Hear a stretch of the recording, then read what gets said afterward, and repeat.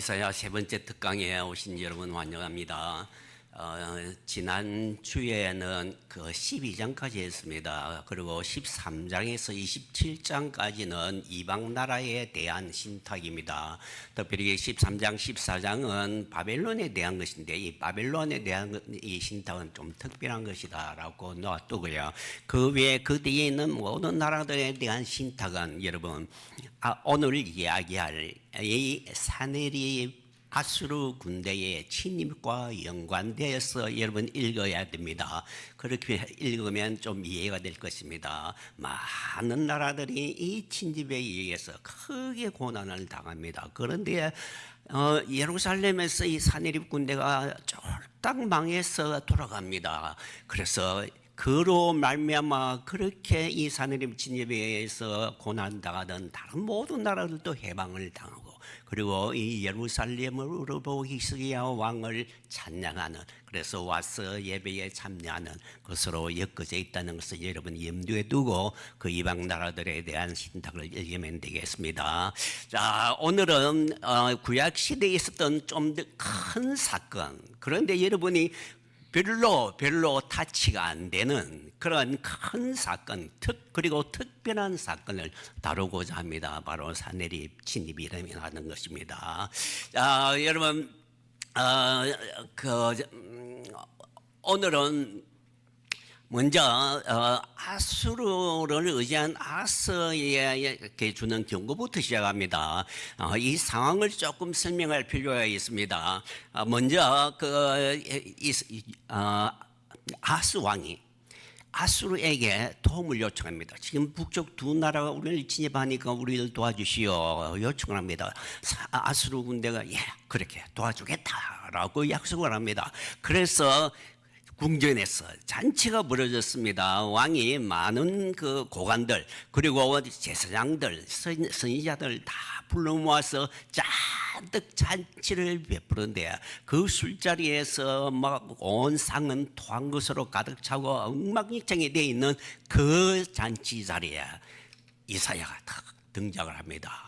그리고 먼저 무엇부터 어떻게부터 시작하는가 하면 저 북쪽 이스라엘을 향한 경고부터 시작합니다. 에브라임에 교만한 멸류관에 대해서 이야기합니다. 28장 1절에 보면 취한 자 에브라임에 교만한 멸류관이여 화일진저라는 호의라고 하는 이 말은 재판에서 선고를 내릴 때에 심판을 알리는 그런 경고의 재판에서 날리는 그런 선고다 할 수 있겠습니다.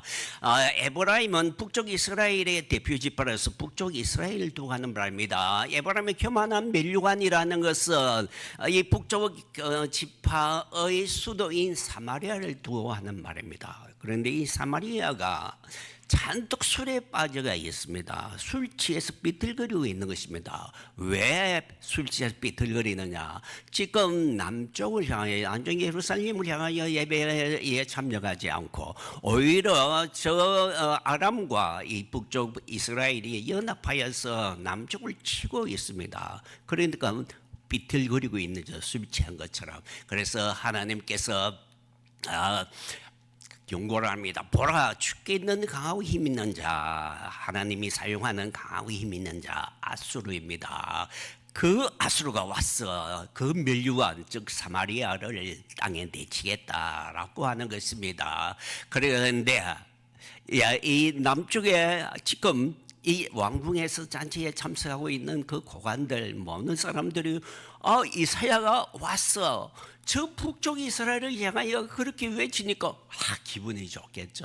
오래간만에 이사야가 옳은 소리를 한다라고 좋아하고 있을 때에 이사야가 남쪽으로 향하여 이 사람들도 이들도 독주로 인하여 비틀거리고 있다라고 이야기합니다. 제사장 선지자 이 고관들이 모여서 술을 잔뜩 취하는데 이게 술 취하는 그 독주도 독주겠지만 그들이 술 취해서 엉망진창 비틀거리면서 길을 가고 있습니다. 어떤 비틀거리면서 길을 가고 있는가 하면 첫 번째 하나님에게 도움을 구하지 않고 아수르에게 도움을 구하고 있다는 것입니다. 길을 잘못 들고 있는 것입니다. 술 취해서 비틀거리면서 길을 잘못 가고 있습니다. 두 번째는 재판할 때마다 실수를 합니다. 여러분, 한 번 실수를 할 수 있지만 재판관이 재판할 때마다 엉터리 재판해야 되면 그 재판은 의도적으로 엉터리 재판하는 거죠. 사회가 공의가 사라졌습니다. 그래서 하나님이 어떻게 하겠습니까? 이제 아수르를 보내서 그들을 치해하겠다는 것입니다. 그런데 그들은 그렇게 큰소리칩니다. 28장 15절에 보면 너희 말이 우리는 사망과 언약하였고, 이때 사망이라는 것은 아수르입니다. 음부와 맹약하였다라고 이야기합니다. 여러분, 우리가 고대의 역사를 보면 큰 제국들, 즉 메소포타미아에 있었던 큰 제국들이 온 세상을 정복하는 많은 이야기를 듣는데 그 중에서 가장 악랄한 나라가 아수르였습니다. 아수르는 남의 나라를 침입할 때 사람들을 잔인하게 몰살을 합니다. 그리고 불태우고 그렇게 잔인하게 온 세상을 침입하고 몰살을 굴었던 나라는 여태까지 역사에서 그런 큰 나라는 없었습니다. 그만큼 악랄한 나라였습니다. 그래서 모든 사람들이 그 아수르 군대 올 때 와, 사망이다, 음부다, 쩔쩔매는 것입니다. 그런데 이 아하스는 그 사망과 맹약하여서 그 사망의 그늘에 숨고자 합니다. 거짓으로 피난처를 삼겠다 합니다. 여러분, 아수르 믿을 만한 것이 못 되죠. 자기도 압니다. 아수도 압니다. 유대인들도 압니다. 유대 사람도 압니다. 그런데도 거짓으로 맹약하여서 그 거짓 밑에서 내가 피난처를 삼겠다, 숨어보겠다 라고 하는 것입니다. 아하스가. 그리고 이 유대 나라 이 전체가 이처럼 아수르를 의지하는데 이 아수르가 그들을 구해주지 못할 것입니다. 너희가 사망과 세운 언약이 피하며 그 언약은 흔적처럼 버려지겠죠. 그리고 넘치는 재앙이 밀려올 때, 정말 아수르가 온 세상을 정복해 올 때 너희들도 그의 밟힘을 당할 것이다. 아수르는 거짓이죠. 맹약 헌신작처럼 버리는 거죠. 너희들도 그와 같이 당할 것이라는 것입니다. 그래서 아수르가 진입해 옵니다. 29장 노트에 있는 거 여러분 참조하시고, 그리고 조금 있다가 이 29장에 대해서는 다시 이야기를 하겠으니까 넘어가도록 하겠습니다. 자, 그런데 아하스의 시대에서 넘어가서 아하스의 아들 히스기야 시대로 넘어갑니다. 30장부터입니다. 그런데 히스기야는 이번에는 아수르에게 도움을 요청하는 것이 아니라 이집트에게 도움을 요청하고 합니다. 여러분, 30장 1절에 보면 화일적 진저 그들이 나로 말미암지 않고 맹약을 맺으니, 하나님에게 맹약을 맺는 것이 아니라 다른 누구에게 맹약을 맺는데 누구냐면 2절에 보니까 그들이 바로의 세력 안에서 애굽의 그늘의 편에 애굽에 내려갔다라고 했습니다. 그러면서 나에게는 묻지 않았다고 이야기합니다. 하나님에게 의지하지 않고 또 다른 나라 이집트에 의지합니다. 아버지는 아수르에 의지했는데 아들은 이집트에 의지합니다. 여러분, 사신들이 소안이 있고 그리고 하네스에 이르렀다 있는데, 소안과 하네스는 이집트 저 안에 있는 도시들입니다. 이미 이 사신들이 거기까지 이집트까지 도달해 있습니다. 그런데 그 이집트가 너희들을 보호해 줄 것이냐? 보호해 주지 못합니다. 그래서 아수르가 침입해 올 것을 경고를 합니다. 자, 아수르가 침입해 오는 과정.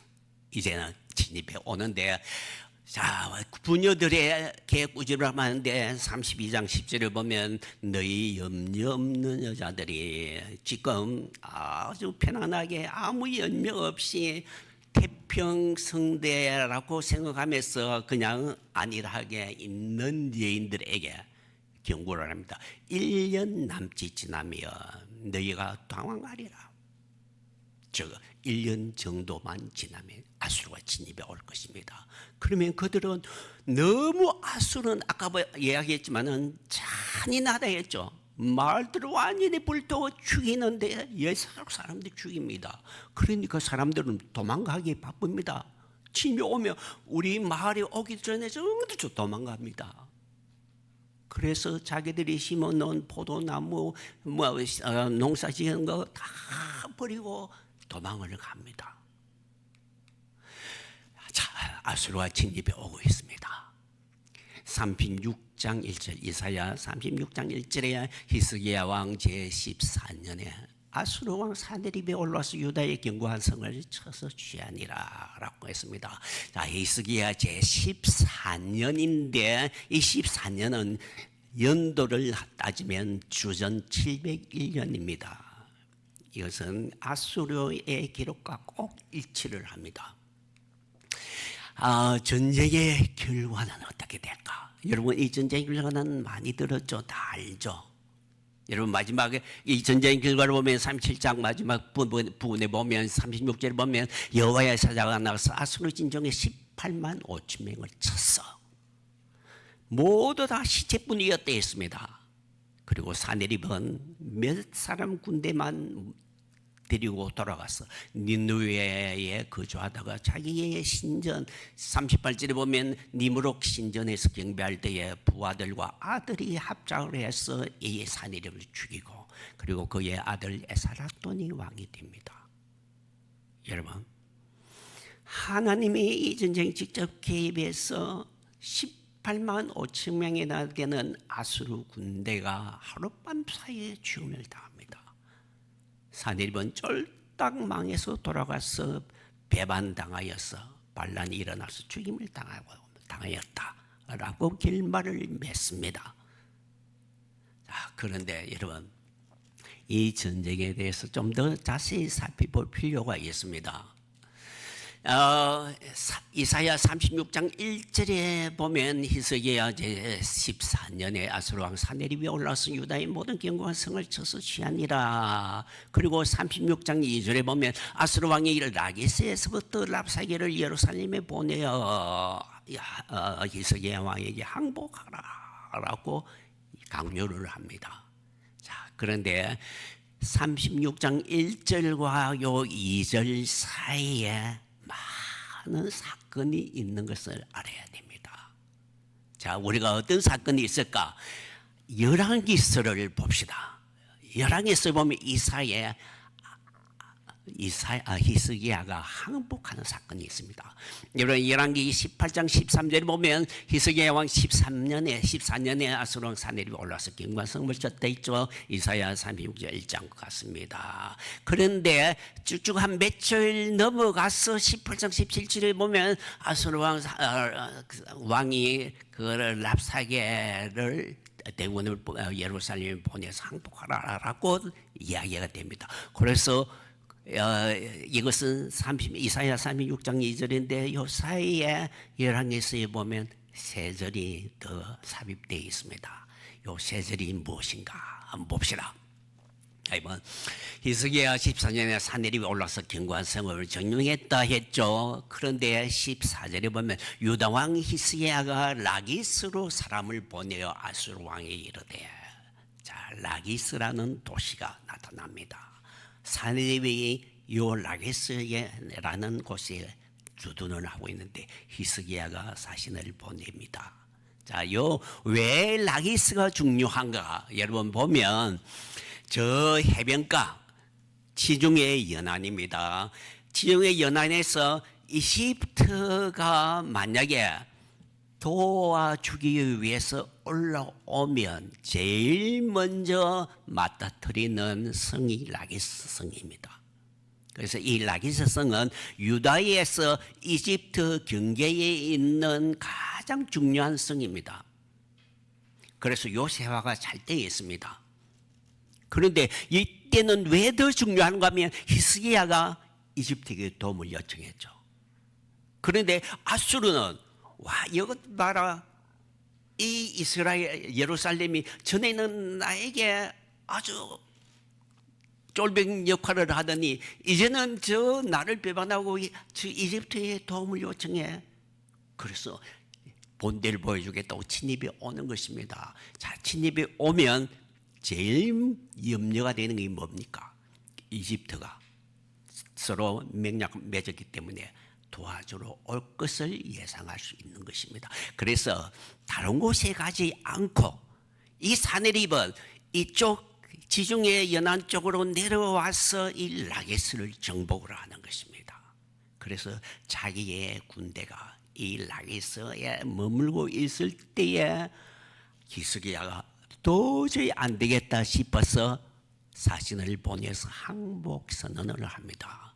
여러분 18장 14절 열왕기하 18장 14절을 보면 히스기야가 라기스 사람을 보내어 아수르 왕이 이르되 내가 범죄하였나이다. 나를 떠나 돌아가소서.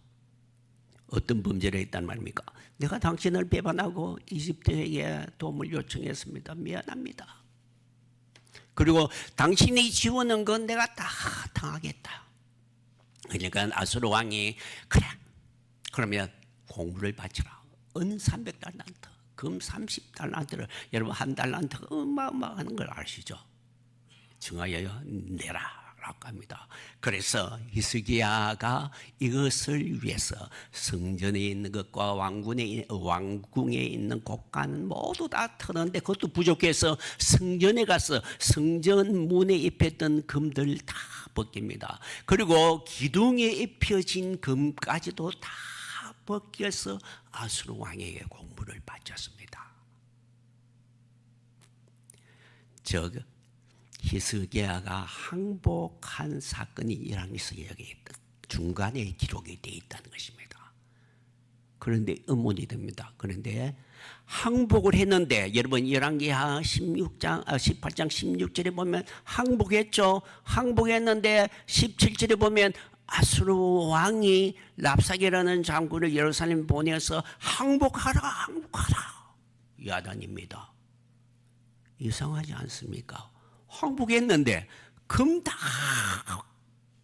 성전에 있는 까지 다 벗겨서 주었는데 또 항복하라는 말 무슨 말입니까? 이상한 일이 벌어지는 것입니다. 그리고 이렇게 항복하고 쩔쩔매었는데 나중에 결론은 하나님께서 이 예루살렘을 보호하기 위해서 아수르 군대를 쳐서 하룻밤 사이에 18만 5천명이 죽였다. 그것도 더 이상하죠. 그리고 더 이상한 것이 있습니다. 아수르 군대가 사네립이 돌아갑니다. 바로 돌아갑니다. 예루살렘 가서 막 하지 않고 바로 돌아갑니다. 돌아가서 승리한 것을 아주 찬양하는 두 개의 큰 기록물을 남깁니다. 하나는 궁전 벽화를 남긴다. 궁전 벽화, 자기가 궁전 크게 써놓고 궁전 벽에 큰 두 개의 그림을 그려놓았는데 라기스를 정복하는 두 개의 그림입니다. 여러분, 라기스를 정복하는 사네림이 궁전에 그려놓은 벽화입니다. 이 라기스 전쟁이 어마어마하게 중요하다는 의미이겠죠. 이 성이 여러분 보면 성벽이 이중으로 되어 있습니다. 성벽 위에 이 유대인들이 그 군인들이 그 위에 올라가서 막 막고 있는 거죠. 이런 요새를 가서 정복했다는 것입니다. 자, 이것이 하나의 그림이고 두 번째 그림은 정복을 다 하고 난 뒤에 사내립이 딱 이 라기스 제일 높은 곳에 앉습니다. 보좌를 딱 저리가 앉고 앞에 유대인들이 이 라기스 이 성읍의 중요한 유대인들이 전부 다 끌려와서 뇌물들을 보물들을 바치고 있는 장면입니다. 이것을 벽화에 다 그려놓았다는 것은 사네립이 엄청나게 자랑을 하고 싶은 거죠. 내가 저렇게 승리했다. 저 라기스를 저렇게 정복했다. 그리고 이렇게 많은 공물을 받아왔다는 것을 자랑하고 싶은 거죠. 그리고 또 두 번째 이 전쟁에 대한 기록을 남겼는데 이번에는 실록입니다. 사네립의 실록에는 전쟁에 대한 기록인데 내가 유다왕 히스기야가 나에게 굴복하지 않아서 내가 많은 도시 48개 되는 도시들을 포위해서 점령했다. 그리고 마을에 있는 사람 20만 명이나 되는 사람을 사로잡아왔어. 끌고 갔다. 그리고 히스기야는 마치 세상에 가린 것처럼 내가 가둬놨다. 예루살렘 그 성 안에 가둬놨다. 그리고 이 히스기야는 너무 무서워서 많은 곡물을 나에게 바치면서 항복했다. 금 30달란트, 은 800달란트, 그리고 엄청난 많은 보석들, 그리고 남녀 가수들, 그리고 자기의 딸 그 공주와 왕자들, 이런 것들을 나에게 곡물을 바치고 나에게 항복하였다. 그래서 이것이 끌고 왔다는 것입니다. 20만 명에 되는 포로들을 끌고 보물들을 챙겨서 왔다고 자랑을 하고 있습니다. 자, 그러면 어떻게 됩니까? 강한 의문이 듭니다. 사내립은 크게 승리하고 자랑했다고 했는데 성경은 어떻게 18만 5천 명이 죽고 쫄딱 망해서 몇 명만 데리고 가서 반란 때문에 죽임을 당한다고 기록하느냐 하는 것입니다. 그래서 두 가지 이론이 있겠죠. 첫째, 자유주의 신학자들은 성경 기록은 엉터리다. 성경은 엉터리다. 어떻게 하룻밤에 사이에 18만 5천 명 죽고 그렇게 되느냐. 이 성경은 엉터리다. 아수르의 기록은 정확하다. 그런데 보수의 학자들은 또 어떻게 생각하겠습니까? 성경이 엉터릴 수가 없지. 아수르 기록은 믿지 못해. 아수르 기록은 엉터리다. 그러면 어떻게 됩니까? 여러분, 사내립이 쫄딱 망했으면 그렇게 자랑을 할 수가 없는 거죠. 성경을 또 엉터리다 하면 됩니까? 안 되죠. 두 개 다 맞아야죠. 그러면 어떻게 되느냐? 정말하자면 사내립의 침입은 한 번이 아니에요, 두 번입니다. 정말하자면 첫째 제1차는 주전 701년에 히스기야 제14년 침입해 와서 라기스를 정복하였고, 그리고 히스기야가 항복했습니다. 엄청난 보물들을 곡물로 바쳤습니다. 사내립은 떵떵거리면서 승리를 외치면서 돌아갔습니다. 그리고 자랑했습니다. 제1차 침입 701년입니다. 그리고 2차 침입 한 10몇 년 뒤에 2차 침입이 다시 있었다는 것입니다. 그리고 이 2차 침입에서 쫄딱 망하여 돌아갔다고 봐야 됩니다. 자, 왜 2차 침입이 있어야 되는가 하면, 여러분, 이 전쟁에 보면 이집트의 디르하가라고 하는 왕이, 구스왕이라는데, 그 당시에는 이집트에는 구스의 사람이 와서 차지하고 있습니다. 이 구스왕 디르하가가 와서 이 전쟁에 참여를 합니다. 그런데 디르하가 이집트의 역사를 보면 디르하가에 대해서 많은 기록들이 있습니다. 아주 유명한 왕이니까 굉장히 기록들이 많습니다. 그런데 생생한 그 기록들은 이 디르하가가 주전 690년에 왕위에 오릅니다.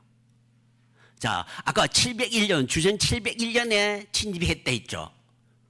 그런데 디르하가가 690년에 왕위에 오르는데 어떻게 701년에 참여를 합니까? 그러니까 2차 침입이 또 있었다는 것입니다. 2차 침입은 디르하가가 왕위에 오르고 난 뒤에 689년경에 2차 침입이 다시 있었다라고 봐야 하는 것입니다. 자, 그런데 1차 침입을 하고 또 2차 침입을 하는데 하나님께서 어떻게 구원을 할 수 있을까? 사내립이 히스기야가 쩔쯤이고 항복했는데도 하나님이 구원을 또 두 번째는 할 수 있을까? 그게 또 많은 사건이 일어나는 것입니다. 어떤 사건이 또 일어나는지 한번 봅시다. 자, 중요한 사건은 히스기야가 병이 듭니다. 자, 히스기야가 병이 드는데 38장 이사야 38장 1절을 보면 그때는 1차 침입 사건입니다. 히스기야 병들어 죽게 되니 선지자 이사야가 나가서 여호와가 이렇게 말한다. 너 집에 유언하라 해서 내가 하는 말 하는데 너가 죽고 살지 못하리라. 여러분, 보통 병이 들었으면 이렇게 선지자가 심하게 와서 이야기할 수 있을까요? 특별한 병이니까, 하나님께서 의도한 특별한 병이니까 선지자가 와서 너 이 병에서 살아나지 못한다. 죽을 것이다. 예언을 하는 것입니다. 그런데 요 병이 언제 들었느냐 보면 여러분 병에서 나중에 다시 회복돼서 15년을 더 삽니다. 그래서 계산을 해보면 이 병든 해가 주전 701년이고 히스기야 제14년이 됩니다. 자, 주전 701년 히스기야 제14년 어떤 일? 제1차 침입이 있었던 일입니다. 해입니다.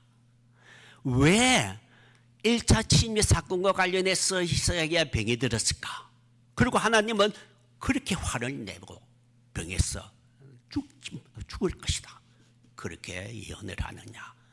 히스기야가 실수했기 때문입니다. 어떤 실수를 했습니까? 아까도 봤죠. 히스기야가 라기스의 자기 대사들을 보내서 항복선을 합니다. 나를 용서해 주십시오. 그리고 많은 공물을 바치는데 어떻게까지 바칩니까? 성전과 왕궁에 있는 모든 것, 그것도 모자라서 성전에 있는 금 잎 있는 거 전부 다 벗겨서 바쳤습니다. 여러분, 하나님을 의지하지 않고 전에는 이집트를 의지하였죠. 하나님이 화를 내었죠. 그런데 이번에는 하나님에게 도움을 요청하지 않고 사내립에게 항복하고 성전에 하나님이 찾아가서 기도하는 것이 아니라 성전에 있는 것 전부 다 끄집어내서 부족해서 입혀놓은 금까지 다 벗겨서 바치면서 항복입니다. 물러가 주십시오. 하나님이 좋아하겠습니까? 저 안 하겠죠. 병이 든 것은 당연하겠죠. 하나님이 이스라엘을 보내서 너는 거기서 죽어야 된다. 자, 그러면 히스기야 어떻게 했습니까? 기도합니다. 여러분 철저하게 기도합니다. 같이 울었다라고 이야기합니다. 하나님 살려주십시오. 내가 잘못했습니다. 그리고 내가 전에 얼마나 선한 일도 많이 했습니까? 그래서 하나님이 그의 기도를 들고 살려줍니다. 두 가지 약속을 하는데 첫째는 병에 나을 것인데 15년을 더 살 것이다 했습니다. 두 번째는 제2차 침입이 곧 있을 것인데 내가 이 성을 보호해 줄 것이다 라고 이야기하는 것입니다. 그래서 죄송합니다. 38장 6절 보면 너와 이 성을 아수르 왕의 손에서 건져내었고 내가 또 이 성을 보호하라. 이는 여호와를 말미암는 너를 위한 징조이니 곧 여호와께서 말씀하신 그가 이루신다는 증거니라. 여러분 징조를 줍니다. 어떠라고는 징조. 여러분 징조는 무엇 때문에 주는다고 했습니까? 전에 징조 준다 할 때에 믿게 하기 위해서죠. 왜 징조까지 주면서 믿으라? 저도 믿지 못하였죠. 이집트에게 도움을 요청할 뿐만 아니라 또 항복을 하면서 금 다 벗겨서 준. 그러니까 하나님께서는 약속을 하면서 이 말씀이 이루어질 증거로 징조를 주겠다. 어떤 징조를 주는가 하면 8절에 보면 아스헤시가 10도 뒤로 물러가는, 여러분 해가 뒤로 물러가는, 해가 멈춘 사건이 있었지만 뒤로 물러가는 사건 있을 수 있습니까? 이런 엄청난 깜짝 놀랄, 온 세계가 깜짝 놀랄, 어느 우주과학자들이 깜짝 놀랄 그런 징조까지 준 이유는 믿으라 하는 것입니다. 왜? 앞에서 믿지 못했기 때문에. 그런데 무엇을 믿으라 하는가? 많은 사람들은 15년 살겠다라고 하는 것을 위한 징조다라고 이야기합니다. 그런데 여러분 15년 살겠다 하는 것 때문에 징조가 줄 필요했습니까? 살려주십시오라고 눈물로 기도했습니다. 그러니까 이사야가 살려주겠다, 15년 더 살겠다. 그럼 뭐 좋다고 뛰어나가지 징조까지 줄 필요가 있습니까? 자, 뭐 때문인가 한번 봅시다. 7절에 보면 여호와께서 하신 말씀을 이룰 징조입니다. 이루어진다는. 자, 어떤 말씀을 이룬다. 어떤 말씀을 이룬다. 이 말씀 너가 너무 믿지 못하기 때문에 내가 징조까지 주겠다. 어떤 말씀? 바로 앞에 있는 그 6절의 말씀. 내가 이 성을 아수르 왕의 손에서 건져내고 또 내가 이 성을 보호하리라. 하나님이 보호해 주겠다. 아수르가 진입해 올 때 보호해 주겠다. 그것을 믿게 하기 위하여 징조까지, 해가 뒤로 물러가는 징조까지 주었습니다. 하나님 참으실 때도 많이 참으시는 거죠. 그러면서도 이 징조까지 주면서 믿어라 믿었겠어요? 히스기야가 얼마나 믿지 않기 때문에 징조까지, 이런 징조까지 주었겠습니까? 히스기야 믿지 않습니다. 여러분, 다음 사건에 봅시다. 39장 1절에 보면 그때에 발라다는 바빌론 왕 무로닥 발라단이 히스기야의 병 나았음을 듣고 예물을 보냅니다. 사신들을 보냅니다. 그러니까 히스기야가 굉장히 기뻐하는데, 여러분 그때에 당시의 세상을 한번 보면, 여러분 옛날에 주전 1700년대 하무라비가 이끄는 바벨론, 여러분 바벨론, 하무라비 바벨론 알죠? 하무라비 법전 알죠? 그것이 주전 1700년대입니다. 그때의 하무라비가 온 세상을 정복한 때가 있습니다. 그리고 그 뒤에 100년 정도 뒤에 망합니다. 자, 그리고 주전 1700년대가 그때입니다. 지금 이제 주전 700입니다. 주전 721년에 옛날에 그 하무라비 후손이 일어납니다. 무르닥 발라단이라는 사람인데, 여태까지 이 아수르 저 밑에, 아수르가 온 세상을 지배하고 있을 때에 아수르 저 밑에 있는 이 바벨론, 아수르에 종속되어서 아수르 밑에 그냥 아수르의 시민으로 살았습니다. 그런데 항상 이 바벨론은 옛날에 자부심이 있죠. 그래서 무르닥 발라단이라는 사람이 일어나서 바벨론 왕국 부흥을 선언합니다. 자기가 바벨론 왕이다 선언합니다. 그것이 주전 721년입니다. 그리고 이제 주전 701년이 된 거죠.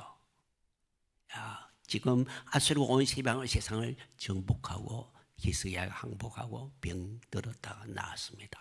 사신을 보냈습니다.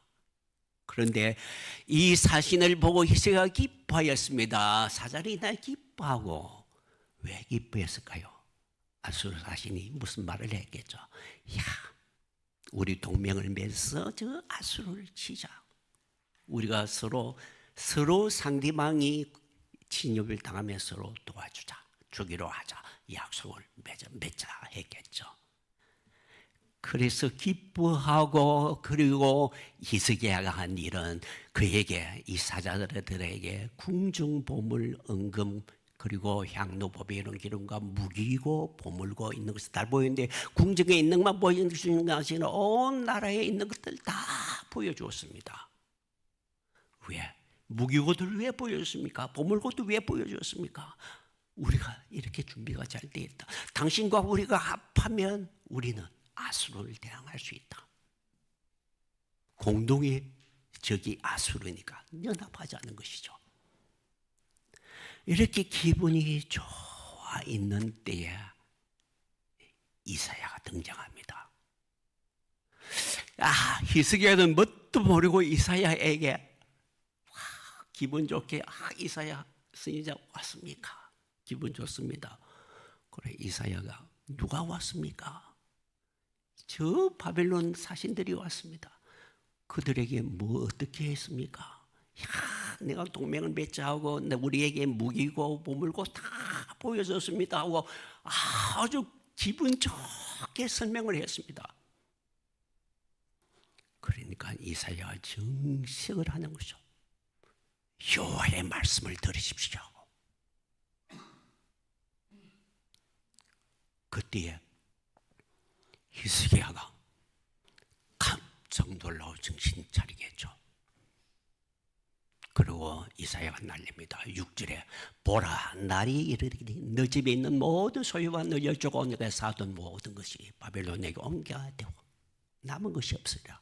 내가 지금 보여준 모든 그 무기고 보물고 온 땅에 있는 모든 보물들 바벨론이 다 뺏어갈 것이다. 그리고 너 후손들, 너 자손들이 잡혀가서 그 바벨론의 황관이 될 것이다 했습니다. 충격에 빠진 거죠. 여러분, 히스기야가 얼마나 연약한 사람인 줄 아니까 하나님께서 그렇게 믿으라 징조까지 줬는데도 하나님을 의지하지 않고 또 바벨론을 의지하는 것입니다. 그래서 이것은 다니엘서에 이루어지는 거죠. 자, 히스기야의 반응을 봅시다. 히스기야가 내가 당신의 이른바 여호와의 말씀이 좋소이다. 나의 생전에는 평화 경고함이 있으리겠습니다. 이때 좋소이다. 토브라는 단어인데 선하다, 정의롭다, 옳다. 당신을 통하여 하나님께서 하신 말씀은 옳습니다, 좋습니다, 선합니다, 정의롭습니다. 내가 잘못했습니다. 하나님이 약속해 주는 것을 의지하지 못하고 내가 바벨론을 의지했습니다. 내가 미안합니다. 하나님 당신이 옳습니다. 고백을 하는 것입니다. 그런데 역대기에서는 이렇게 설명을 합니다. 히스기야가 병들어 죽게 된 거로 여호와께서 이적으로 보였었으나 역대기 32장 2절 보면 히스기야 마음이 교만하여 26절 보면 히스기야 마음이 교만함을 뉘우치고 이사야가 한방 이스라엘에 맞고 난 뒤에 교만함을 뉘우치고 예루살렘 거민 또 다 같이 뉘우치고 하나님 앞에 엎드려졌습니다. 그러니까 히스기야가 이제 달라지게 됩니다. 이렇게 크게 한 방 맞고 히스기야는 달라집니다. 이제부터는 히스기야는 약하지 않습니다. 엄청 강한 히스기야가 됩니다. 자, 히스기야가 이 전쟁과 관련해서 많은 일들을 하는데 예루살렘 성벽을 다시 샀는데 여러분 예루살렘 성벽 옛날 성전을 보면 저 정도인데 저 위에 신도시가 또 많은 사람이 생겼습니다. 그래서 성벽을 확장했습니다. 이렇게 성벽을 확장했습니다. 그뿐만 아니라 히스기야가 물을 끌어들이는 작업을 했습니다. 기온샘에서 그냥 밖으로 흘러나가는 이 물을 끌어들여서 저 안으로 성벽산 그 안쪽으로 물이 들어와서 실로아, 옛날에 그 못은 실로아인데 실로암이라는 그 저수지를 만듭니다. 성 안에 자기가 사는 성 안에. 그래서 성 안에 있는 사람들이 안심하고 물을 퍼먹을 수 있도록 이렇게 터널을 만듭니다. 자, 그리고 많은 성읍들이 요새하는데 드디어 2차 침입이 일어났습니다. 자, 사내립의 군대가 두 갈래로 내려옵니다. 북쪽에서 바로 직전에 내려오는 일진이 있고 두 번째는 저 해안길로 내려와서 라기스를 향합니다. 왜? 또 이집트가 오면 또 막기 위해서죠. 자, 그리고 사내립의 이 사내립이 침입해 오는데 얼마나 황폐되어 있는지 이 사내립의 침입 때문에 황폐된 상황을 요엘서 1장 4절에 아주 잘 묘사를 합니다. 여러분 요엘서 바로 그 앞에 있었던 예언자입니다. 요엘서 1장 4절에 보면 팥중이가 남긴 것은 메뚜기가 먹고 메뚜기가 남긴 것은 너치가 먹고 너치가 남긴 것을 황충이 먹었다. 이것도 다 메뚜기 종류들인데 이 메뚜기가 먹고 난 뒤에 저 메뚜기가 와서 먹고 저 메뚜기가 와서 먹고 또 다른 메뚜기가 와서 메뚜기가 한 번 와서 먹으면 완전히 초토화 되는 거죠. 그렇게 초토화 되는 그런 아수르의 군대 진입을 당합니다. 예루살렘이 포위됩니다. 예루살렘이 포위되는데 여러분 랍사게 그 사내립은 락에서 있고 자기 군대 랍사게 장군을 보내서 예루살렘 포위하도록 합니다. 그럼 랍사게가 어디에 가서 서 있는가 하면 윗모수도 끝 세탁자의 큰 길입니다. 자, 여기에는 역사가 있는 곳입니다. 특별한 곳입니다. 옛날에 아하스가 여기서 작업을 하고 있었습니다. 그런데 여호와께서 이사야를 아하스에게 보내서 걱정하지 말, 북쪽이 두 나라가 진입 오도록 내가 보여주겠다. 나를 믿어라. 그래서 징조를 구하라 했는데 징조를 구하지 않았습니다. 도리어 아수르에게 도움을 요청했습니다. 그래서 임마누엘 예언을 한 적이 있었죠. 그런데 그 장소에 아수르 군대가 와서 딱 섰습니다. 항복하라 합니다. 그래서 협상단이 파견됩니다. 여러 고관들이 가서 랍사게와 협상하는데 협상이 이루어지지 않습니다. 랍사게가 성을 향해서 막 부르짖습니다. 용사가 밖에서 부르짖습니다. 병사들이, 이 사신들이 슬피 웁니다. 협상이 이루어지지 않습니다. 자, 그리고 이스라엘 성 안에 있는 사람은 이렇게 이야기합니다. 여호와여 우리에게 은혜를 베푸소서. 우리가 주를 앙망하오니 라고 하는데 저 뒤에는 히브리어를 가지고 다시 번역해야 됩니다. 이렇게 저 2절 하반절이 이렇습니다. 당신은 아침마다 그들의 팔이 뛰어서는저. 이때 그들은 아수르입니다. 아침마다 들려오는 소식은 아수르가 어느 도시를 점령했다. 어느 도시를 점령했다. 아침마다 다른 도시들이 점령당했다는 소식입니다.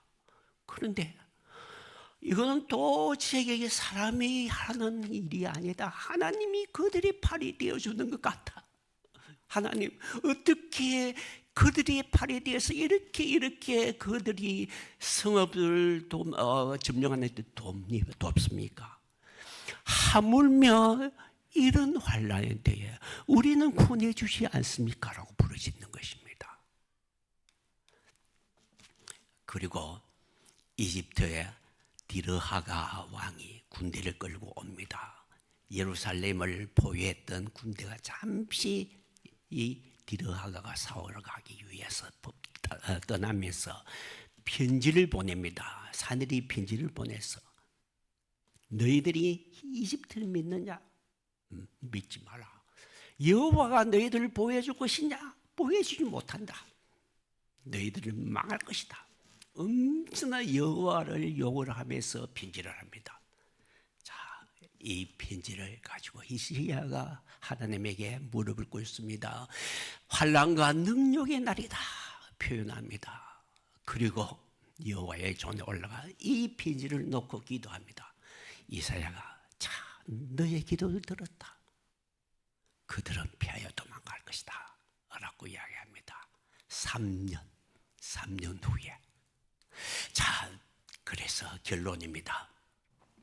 37장 36절에 이제 이집트 군대는 와서 금방 피하고 돌아가고 사네립의 본부대는 이제 라게스에서 전부 다 예루살렘 성을 보유하러 다 보유하고 있습니다.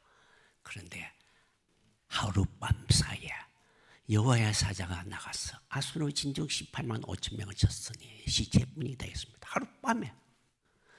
30절에 보면 이 아수르의 사네립 왕이 떠나 돌아가서 니느웨에 거주하더니 라고 했습니다. 여러분 조금만 시간을 좀 하겠습니다. 그래서 애들 때문에 나가야 되는 사람은 일찍 좀 나가줬으면 좋겠습니다. 양해를 구합니다. 자, 사네립이 돌아가서 니느웨에서 배반을 당하고 죽임을 당한다 했죠. 그런데 하룻밤 사이에 어떻게 18만 5천 명이 죽었을까? 어떤 무기로? 어떻게 어떤 방법으로? 여러분 성경의 많은 곳에 이사야서는 온통 이사야서 1장에서 39장은 이 사건 전체로 이 사건 때문에 이야기를 하고 있습니다. 장면들이 많은 곳에서 묘사하고 있습니다. 29장 6절을 봅시다. 여호와께서 우리와 지진과 큰 소리와 해류 빠른 폭풍 맹렬한 불꽃. 여러분 온갖 자연재해들입니다. 그 다음에 여호와께서 그의 장엄한 목소리를 듣게 하시니 여러분 여호와께 직접 목소리를 바라는데 옛날에 여러분 시내산에서 하나님이 율법을 송파하는데 십계명입니다. 하나님이 직접 십계명을 송파하니까 그 밑에 사람들이 놀라서 모세야 당신이 듣고 우리에게 전해주십시오. 우리가 죽을까나이다. 하나님이 직접 말하는 음성, 죽겠다고. 모세여, 당신 듣고 우리에게 전해주십시오 했습니다. 그런데 지금 이 사람들은 이방인들입니다. 이방인들이 하나님의 음성을 직접 듣습니다. 하나님이 무엇을 말했을까요? 너희들이 나를 능욕하였느냐? 나를 무시하였느냐? 내가 살아있지 않겠느냐? 하나님이 자기의 자기를 모욕하였던 그들을 향하여 꾸짖는 소리를 했겠죠. 여호와 장엄한 목소리 듣게 하였다. 여러분, 그때 그 적군들이 어떻겠습니까? 그의 팔로 제시치는데 맹렬한 화염과 폭풍과 폭우와 우박. 여러분, 어떤 광경이 예상이 됩니까? 그냥 하나님께서 갑자기 막 싹 쓰러지게 만들었다. 그것이 아니죠. 그리고 도벳은 설립되었던, 도벳은 저 흰놈의 골짜기인데 그게는 그 토기장이 밭이 있는 곳입니다. 굉장히 흰놈의 골짜기는 넓습니다. 거기에 불도 있고, 왜냐하면 토기장이니까 얘가 있으니까 나무도 있습니다. 그래서 시체가 거기에 매장될 충분한 장소가 준비되어 있습니다. 그런데 하나님께서 그들을 죽이는데 여호와의 불이 시원해 있고 풀무는 이라고 했습니다. 하나님이 불과 풀무. 그리고 여러분, 거기 봅시다. 여호와의 호흡은 유황개천같이 이를 살 것이다 했습니다. 하나님이 호흡을 바라는데 유황개천처럼 그들을 사릅니다. 여러분, 그리고 민족들은 불에 굽는 햇돌 같고 배에서 불에 타사하는 가시나물 같다. 여러분, 한번 요약해 봅시다. 장엄한 목소리, 하나님 꾸짖는 목소리입니다. 우리의 지진, 회열이 빠른 폭풍, 맹렬한 불꽃인데 그 중에 특별히 도달하는 것이 불로 태운다는 것입니다. 와, 하룻밤 사이에 이런 일들이 밖에서 벌어지는데 우당탕탕 지진, 번개, 야단이죠. 아우성이죠. 그냥 죽겠습니까? 아우성 치고 죽고 있습니다. 성 안에 있는 사람들 모른 채 있겠습니까? 성 안에 있는 사람은 두 부류로 나뉩니다. 여러분, 성에 있는 시온의 죄인들은 들어와서 갱거치 않은 자는 떨며 우리 중에 누가 삼키는 불과 함께 가겠느냐? 우리 중에 누가 그와 함께 가겠느냐? 지금은 사자 벌벌 떨고 있습니다. 숨고야 다닙니다. 성 안에 있는 죄인들입니다. 저 밖에서 불이 붙는 소리, 우당탕 하는 소리, 죽어나는 소리. 성 안에 있는 죄인들도 벌벌 떨면서 구멍들을 찾고 있습니다. 그런데 반대로 의인들입니다. 어렵게 행하는 자는 와, 하나님은 우리의 반석이다. 하나님이 우리를 도운다. 우리가 그 반석 위에서 구원을 얻으리라. 하나님의 그 소리는 든든한 반석, 자기들을 도와주는 든든한 반석으로 여기고 있습니다. 성 안에 있는 사람에게 두 부류로 갈립니다. 해방의 기쁨을 맞습니다. 다음날 아침입니다. 사람들의 정신을 차리고 밖에 보니까 밖에 온 사방에 시체들이 늘어있죠. 사람들이 와 몰려 나가겠죠. 3년 동안에 굶었습니다. 나가서 먹을 걸 찾느라, 그리고 보물 찾느라고. 그런데 마치 메뚜기 뛰어오른 것 같았습니다. 여러분, 메뚜기들이 폴딱폴딱 뛰어가면서 먹을 걸 찾는 것처럼 그들은 이 시체에 뒤져서 먹을 거 집어내고 보물들 거 집어내고 저 시체에 뒤지느라고 폴짝폴짝 시체들 뛰어다니는 이삭 죽게 하는 이 유대인들입니다. 왕은 또 어떻습니까? 왕은 여태까지 3년 동안에 베옷을 입었습니다. 왕복 잊지 못하겠습니다. 근데 이제는 아침에 왕복을 찬란한 복을 입고 딱 났습니다. 백성들이 와, 우리의 왕이다. 영광스러운 왕의 모습을 보게 됩니다. 그리고 광활한 땅을 이 왕이 내다보고 있습니다. 백성들은 여기저기서 모이며 옛날에 당하였던 수모, 자, 개수를 따져 심하던 자는 어디 그냥 무게를 따지는 자는 그냥 귀중품을 조사하던 그 아수르 군대 아수르 쫄개들은 어디에 갔느냐? 그들은 여기서 모이면 옛날에 아수르 군대들에게 얼마나 핍박당했느냐 그 이야기 가십거리 즐기고 있습니다. 자, 이 결론을 맺어봅시다. 그런데 여러분,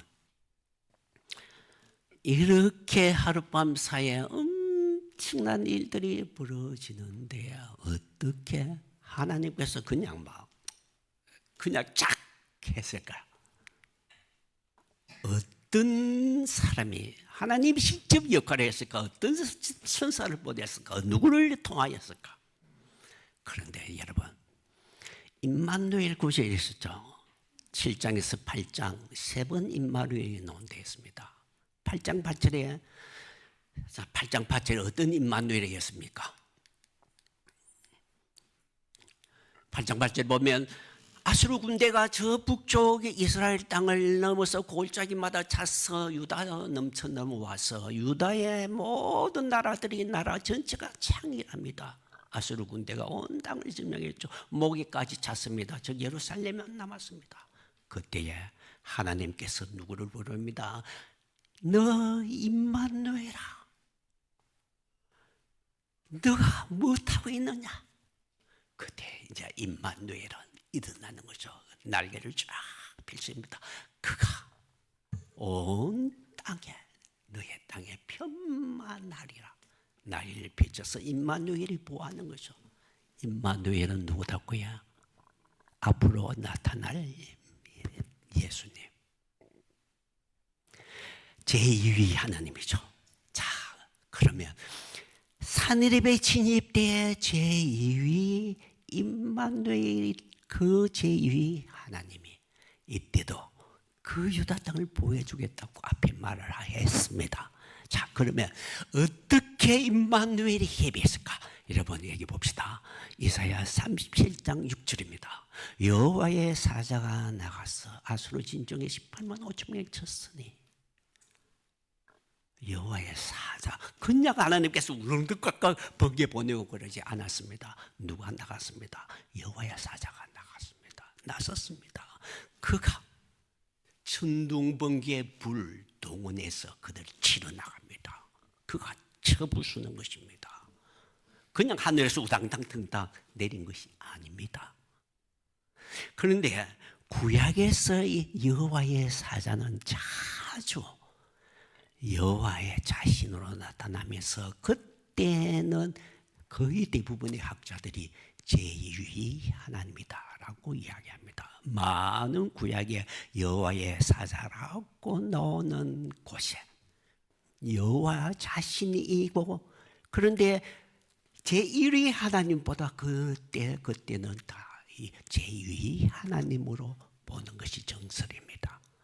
여기에도 여호와의 사자가 나와서 그 많은 천지의 자연을 동원해서 그들이 쳐부수는 장면이다 라고 할 수 있겠습니다. 임마누엘입니다. 그런데 임마누엘이 3번 나타났다 했죠. 한 번 더 남았습니다. 첫 번째는 산헤립 때, 두 번째는 처녀가 아이를 낳는 동전은 당시, 세 번은 무엇이었습니까? 세 번째 임마누엘이었습니다. 여러분, 이사야 선지자는 구약에 모두 대부분 다 옛날에 그 사건을 목적하는 것이 아닙니다. 기록 목적은 그 사건과 같은 미래의 어떤 것을 내다보고 있다는 것입니다.